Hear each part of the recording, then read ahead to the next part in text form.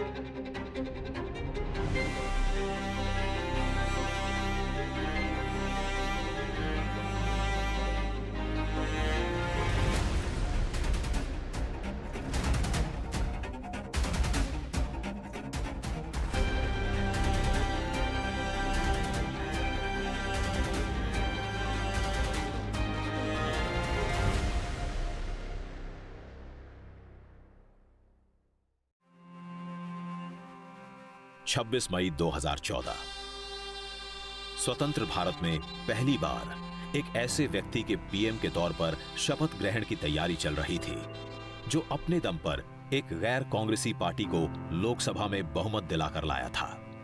इस कार्यक्रम में शरीक होने के लिए बीजेपी और एनडीए के बड़े नेता तो आए ही थे, विपक्ष के भी प्रमुख नेताओं की मौजूदगी थी। सबसे खास बात थी भारत के प्रधानमंत्री के शपथ ग्रहण समारोह में सार्क देशों के सभी शासनाध्यक्षों का शामिल होना।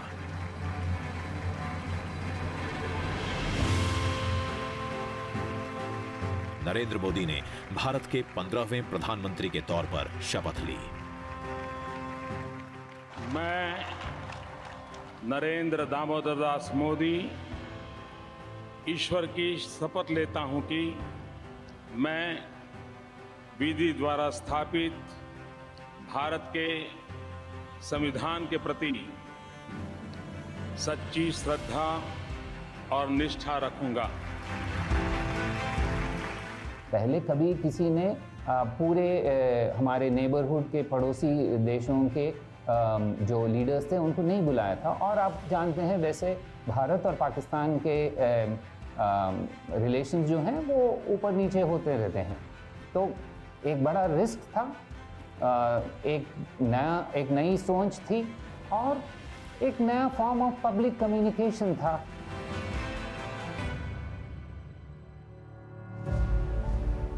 सत्ताईस मई 2014 प्रधानमंत्री बनने से पहले नरेंद्र मोदी केंद्र में कभी मंत्री तक नहीं रहे थे, लेकिन बड़े निर्णय लेने की उनकी सरकार की रफ्तार ने तुरंत जोर पकड़ लिया। कैबिनेट की पहली ही बैठक में काले धन पर कार्रवाई के लिए एसआईटी गठित कर दी गई। इस एक फैसले से बहुत सारे संदेश एक साथ गए। पहले कि ये सरकार मोदी जी के नेतृत्व में will stand by its resolve of zero tolerance towards corruption. दूसरा, Modi ji has the capacity to walk the talk, जो वो कहते हैं वो करते हैं। उन्होंने कहा था, उन्होंने करके दिखाया। 15 अगस्त 2014 लाल किले पर नरेंद्र मोदी पहली बार ध्वजारोहण कर रहे थे। अपने भाषण में उन्होंने देश के विकास का ब्लूप्रिंट सामने रखा। अगर आप 12 घंटे काम करोगे तो मैं 13 घंटे करूंगा, अगर आप 14 घंटे काम करोगे तो मैं 15 घंटे करूंगा। क्यों? क्योंकि मैं प्रधानमंत्री नहीं, प्रधान सेवक के रूप में आपके बीच आया। स्वच्छता पर जोर दिया और इसके लिए जन भागीदारी की वकालत की। स्वच्छ भारत का एक अभियान इसी 2 अक्टूबर से मुझे आरंभ करना है। हिंदुस्तान की सभी स्कूलों में टॉयलेट हो, बच्चियों के लिए अलग टॉयलेट हो, तभी तो हमारी बच्चियां स्कूल छोड़ करके भागेगी नहीं।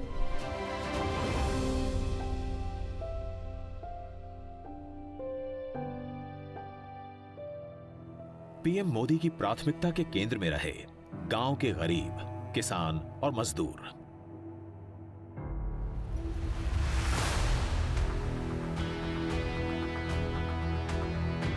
सरकारी योजनाओं का सीधा लाभ पहुंचाने के लिए जनधन योजना बनाई गई। 28 अगस्त 2014 को यह योजना लॉन्च हुई। जीरो बैलेंस की सुविधा के साथ बैंक खाते खोले गए। ऐसे खातों की संख्या 43 करोड़ के आंकड़े को पार कर चुकी है। इनमें तमाम योजनाओं की रकम पहुंच रही है। डायरेक्ट बेनिफिट ट्रांसफर के कारण बिचौलिए सिस्टम से गायब हो गए हैं।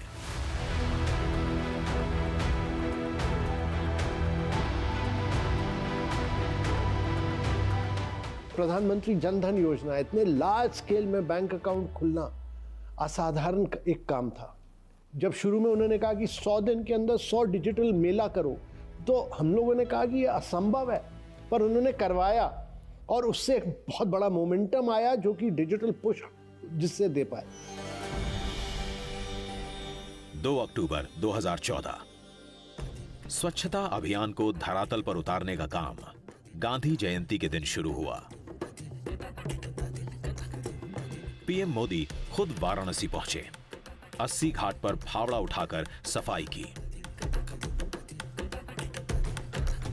इस अभियान में क्या आम और क्या खास, सभी जुड़े।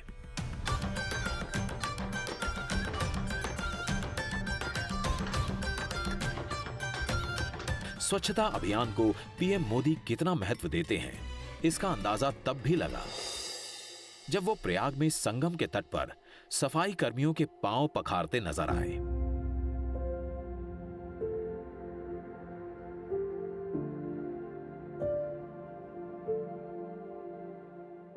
मोदी देश के सबसे कमजोर, सबसे गरीब लोगों के पांव अपने हाथ में उठाकर बड़ा संदेश दे रहे थे।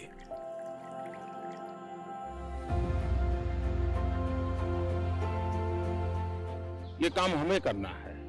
मेरे देश के लाखों नौजवानों को खास करके आग्रह करता हूं, आइए मेरे साथ जुड़िए।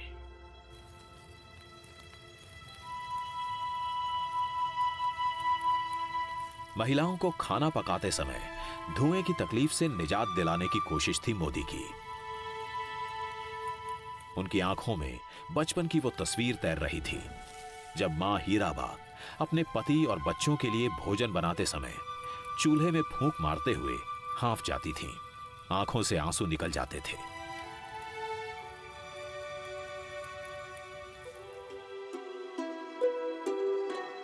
एक मई 2016 उज्ज्वला योजना लॉन्च हुई। गरीब परिवारों को मुफ्त एलपीजी सिलेंडर और चूल्हा बांटने का अभियान शुरू हुआ।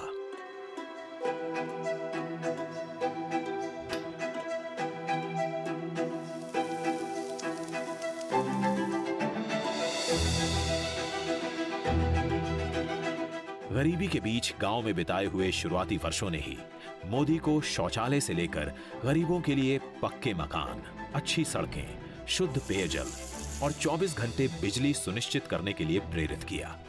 जब आजादी के 75 साल हो, तब हिंदुस्तान में कोई परिवार ऐसा न हो जिसका अपना घर न हो। मोदी गुजरात के सीएम रहते हुए इनमें से कुछ काम कर चुके थे। देश के पीएम के तौर पर इनको और बड़ा और असरदार बनाने में जुटे। मुख्यमंत्री से प्रधानमंत्री तक के दौर में उन्होंने जो कुछ भी कहीं पर किया उसको प्रधानमंत्री के रूप में आते आते साइज एंड स्केल देने का काम किया, उसको बड़ा करके दिया। नर्मदा वहां पर किया तो नमामि गंगे यहां पर किया। वहां कच्छ में घर बनाकर दिए तो यहां पूरे देश के लोगों को घर बनाकर दे रहे हैं।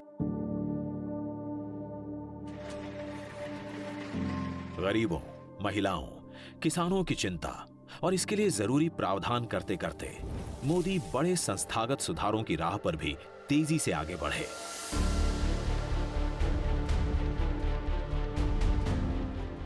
योजना आयोग की जगह नई जरूरतों के हिसाब से नीति आयोग की स्थापना की। नीति आयोग सेंट्रल गवर्नमेंट की एक ऐसी एजेंसी है जो स्टेट्स में जाकर स्टेट्स के साथ काम करता है। ये कई यूनिक चीज़ें करता है, जैसे एस्पिरेशनल डिस्ट्रिक्ट जो कि हमारे देश के सबसे पिछड़े हुए डिस्ट्रिक्ट्स हैं। इसी तरह अटल इनोवेशन मिशन हम चलाते हैं, जहां हमने करीब 10,000 टिंकरिंग लैब शुरू किए, इंक्यूबेशन सेंटर शुरू किए। पर मेन जो लक्ष्य है नीति आयोग का कि ये एक मिनिस्ट्री की तरह ना काम करे, ये एक आइडियाज़ का एक इंस्टीट्यूशन हो और बाकी मिनिस्ट्रीज को सपोर्ट करे कि ये लोग देश को आगे ले जाए। शेल कंपनियों पर लगाम लगाई गई, आईबीसी कोड बनाया गया, बैंक का कर्ज नहीं चुकाने वाले बड़े उद्यमियों पर कार्रवाई शुरू हुई। न खाता हूं न खाने दूंगा। नई टेक्नोलॉजी और आईटी के मोदी शुरू से हिमायती रहे हैं। अपनी सरकार के कामकाज को असरदार बनाने और आम जनता की सुविधा के लिए मोदी ने डिजिटल इंडिया मिशन लॉन्च किया। भ्रष्टाचार मुक्त प्रशासन, पारदर्शिता, नागरिक भागीदारी और आखिरी कतार में खड़े आखिरी व्यक्ति तक पहुंचना, इन चारों पांचों प्रमुख नियमों का पालन हुआ है। और साथ ही साथ मोदी जी की जो टेक्नोलॉजी और विज्ञान के प्रति झुकाव है और हर नए रिफॉर्म में, नए सुधार में टेक्नोलॉजी का पर्याप्त उपयोग करना, वो भी इसमें झलकता है। 1 जुलाई 2015 को लॉन्च हुआ यह मिशन अगले कुछ वर्षों में उमंग, digi locker, RuPay, Bhim, UPI जैसे प्लेटफॉर्म्स और एप्स के जरिए और विस्तार पाता गया। जिस देश में कभी नकदी के इस्तेमाल पर जोर रहता था, वहां कैशलेस ट्रांजैक्शन की रफ्तार तेज हुई। इरादा था सिस्टम को और पारदर्शी बनाना, काले धन को कम करना, जिसकी कोशिश मोदी पहले नोटबंदी के तहत कर चुके थे। यूपीए सरकार के समय शुरू हुई आधार योजना को मोदी ने पूरी ताकत के साथ अपना लिया, नई ऊंचाइयों पर पहुंचाया। देश के तमाम लोगों के आधार कार्ड बने, उन्हें बैंक खातों से जोड़ा गया ताकि योजनाओं का लाभ असली लोगों तक पहुंचे। पहले प्रॉब्लम यह था कि लोग अपने अकाउंट ही नहीं खोल पाते थे क्योंकि उनके पास केवाईसी डॉक्यूमेंट ही नहीं होते थे। आधार ने इस प्रकार की आइडेंटिटी लोगों को प्रदान की। दूसरी बात यह हुई कि जिस व्यक्ति को पैसा मिलना चाहिए सब्सिडी, अब उसी को मिल रहा है। गांव गरीब की चिंता करने वाले पीएम मोदी ने शिक्षा, स्वास्थ्य और रोजगार पर भी खासा ध्यान दिया। नए आईआईएम, नए आईआईटी, नए एम्स देश के तमाम हिस्सों में खोले गए। साथ ही नौजवानों के हुनर निखारने के लिए स्किल इंडिया मिशन शुरू किया गया। अटल इनोवेशन मिशन में हमने करीब 10,000 टिंकरिंग लैब शुरू किए स्कूल्स में। 5वीं क्लास के बच्चे जाकर 3D printing, robots, internet of things, artificial intelligence, ये एक नई सोच उनके दिमाग में आ जाती है 5वीं क्लास के बाद। 7 नवंबर 2015 नरेंद्र मोदी ने अपना एक बड़ा चुनावी वादा निभाया। सैनिकों की 40 वर्ष पुरानी 1 रैंक 1 पेंशन की मांग पूरी की।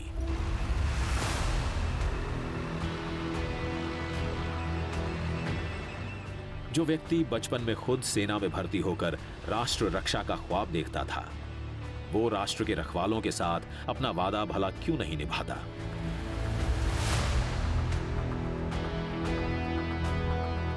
मोदी ने पीएम बनने के साथ ही भारतीय सेना के सामने मुंह बाई खड़ी समस्याओं पर ध्यान देना शुरू कर दिया था। आधुनिकीकरण की सुस्त रफ्तार से लेकर लड़ाकू जहाजों और अत्याधुनिक पनडुब्बियों की कमी परेशान कर रही थी। हमने जितना मांगा था उससे कहीं अधिक बढ़कर के सरकार ने हमको लिमिट दिया कि काम करो। आज आप देखिए डीआरडीओ, दुनिया में जो बेस्ट इंस्टीट्यूशंस है, सेंटर ऑफ एक्सेलेंस, वो किस तरह के अपने यहाँ हथियार से लेकर बाकी चीजों में चीजों को बनाने का काम कर रहे हैं हमारे साइंटिस्ट। सेना के सामने खड़ी चुनौतियों का हल निकालने में लगे मोदी सैनिकों का हौसला बढ़ाने के लिए हर साल दिवाली उनके साथ मनाते रहे। कभी पंजाब, कभी कश्मीर, कभी राजस्थान, तो कभी लद्दाख। साल दर साल वो जवानों के बीच जाते रहे। लेकिन जल्दी ही मोदी के सामने एक बड़ी चुनौती आने वाली थी। दुश्मन खुद मोदी के हौसले की परीक्षा लेने वाला था। 18 सितंबर 2016 सुबह के 5:30 बजे थे। उरी की सैनिक छावनी में सोए हुए जवानों पर आतंकवादियों ने घात लगाकर हमला कर दिया।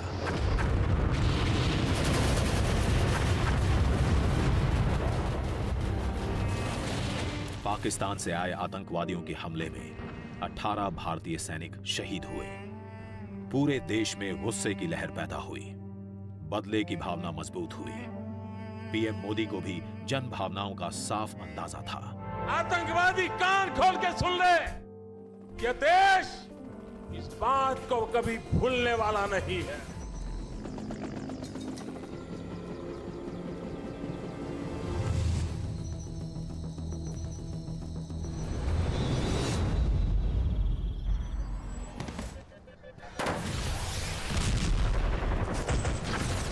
सितंबर 2016 उरी पर हुए हमले का बदला ले लिया गया, महज 15 दिनों के अंदर। The Indian Army conducted surgical strikes last night at these launch pads. पाक अधिकृत कश्मीर के अंदर आतंकी ठिकानों पर सर्जिकल स्ट्राइक करके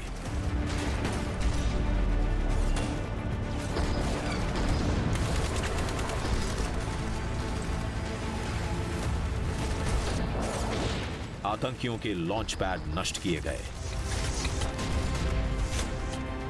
आतंकवादियों को मार गिराया गया। पीएम मोदी के हौसले और जोखिम लेने की क्षमता का यह बड़ा प्रदर्शन था। आखिर पाकिस्तान परमाणु हमले की धमकी जो हमेशा दिखाता रहा था। एक लंबे समय से पाकिस्तान अपनी बुरी नीतियों से भारतीय संघीय ढांचे को खत्म करने की कोशिश कर रहा है, जिसके लिए पाकिस्तान ने आतंक को एक नई सेना की तरह तैयार किया है। इसलिए मुझे लगता है कि इस महीने में काफी बदलाव आया है।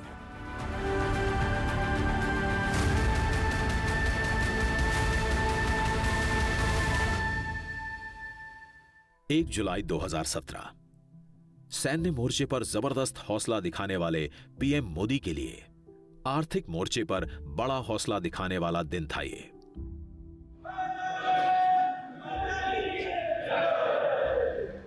विपक्ष और व्यवसायियों के एक बड़े वर्ग के विरोध के बावजूद Modi one nation one tax की राह पर मजबूती से आगे बढ़े, अपने फैसले पर अडिग रहे। 30 जून और 1 जुलाई के बीच की रात 12 बजे संसद के सेंट्रल हॉल में प्रधानमंत्री ने जीएसटी को लागू किया। देश की आजादी के बाद से टैक्सेशन के मामले में यह सबसे क्रांतिकारी कदम था। India needed to sign a free trade agreement with it. इससे पहले कि भारत दुनिया के साथ व्यापार कर पाता, उसे संघीय सीमाओं के पार व्यापार करने में सक्षम होना चाहिए, और जीएसटी एक प्रयास है जो ऐसा होने देता है। बड़े फैसले, बड़े कदम मोदी लगातार उठाते रहे। संसद में बिल पास कराकर 19 सितंबर 2018 से देश में ट्रिपल तलाक के मामले में सजा के प्रावधान वाले कानून को लागू कर दिया। मुस्लिम महिलाओं के लिए यह कानून काफी राहत लेकर आया। मुस्लिम महिलाएं काफ़ी संक्रमित होती थी, उनको तलाक तलाक तलाक ऐसा 3 बार बोल करके जो तलाक दिया जाता था, उसके कारण उनका जीवन छिन्न भिन्न हो जाता था। इसका उपाय भी उन्होंने निकाला कि उन्होंने तलाक में जो आवश्यक सुधार करना था या एक्ट में परिवर्तन करना था वो किया, और पूरे देश में मुस्लिम महिलाओं ने उनको आशीर्वाद दिया। जरूरी कानून बनाने के साथ ही विकास का सिलसिला भी आगे बढ़ा। लुक ईस्ट पॉलिसी के तहत मोदी ने नॉर्थ ईस्ट के विकास पर ध्यान दिया। पूर्वोत्तर के राज्यों को मोदी ने अष्ट देवियों के तौर पर देखा। बड़े पैमाने पर कनेक्टिविटी से लेकर आधारभूत सुविधाएं बढ़ाने पर काम हुआ। इन राज्यों के विकास को धार देने के लिए डोनर जैसा मंत्रालय बना।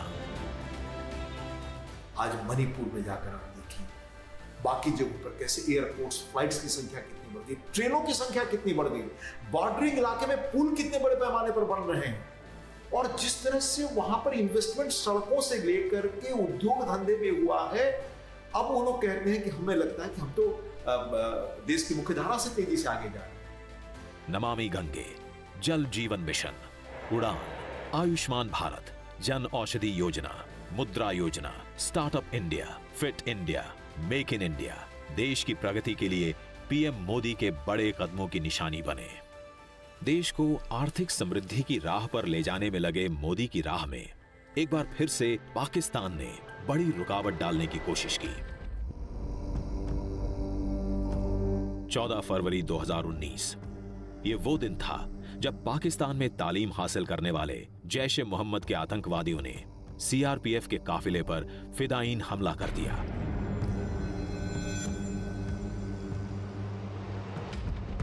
इस हमले में सीआरपीएफ के 40 जवान शहीद हुए। उरी के बाद यह दूसरा मौका था जब देश में पाकिस्तान के खिलाफ गुस्सा भयावह था। खुद मोदी भी इससे अछूते नहीं थे कि वे बहुत बड़ी गलती कर चुके हैं, बहुत बड़ी कीमत उनको चुकानी पड़ेगी। 26 फरवरी 2019 पाकिस्तान और उसकी धरती से अपने जिहादी अड्डे चला रहे आतंकियों को अपनी गलती की सजा मिली। भारतीय वायुसेना के विमानों ने पाकिस्तान के बालाकोट पर एयर स्ट्राइक की, जहां पुलवामा हमले को अंजाम देने वाले आतंकियों का बड़ा अड्डा था। अड्डा तहस नहस हुआ, बड़े पैमाने पर आतंकवादी मारे गए। दुश्मन के घर के अंदर जाकर के इस प्रकार की कार्रवाई करना, जिससे देशवासियों का मनोबल बढ़े, अपने सेनानियों का मनोबल बढ़े, ये अपने तरह का एक पहली इस प्रकार का निर्णय था। एंड इसी का नतीजा है कि आज न केवल भारतीय उपमहाद्वीप में, उसके पड़ोसियों के बीच में, बल्कि देश विदेश में भारत की साख मानी जाती है। तो ये मोदी है, उसी भाषा में जवाब देना जानता। मोदी दूसरी दफा पाकिस्तान के सामने भारतीय जनता की उम्मीदों पर खरे उतरे, लेकिन जल्दी ही उनकी एक और बड़ी परीक्षा होने वाली थी, दुनिया के सबसे बड़े लोकतंत्र के चुनावी मैदान में।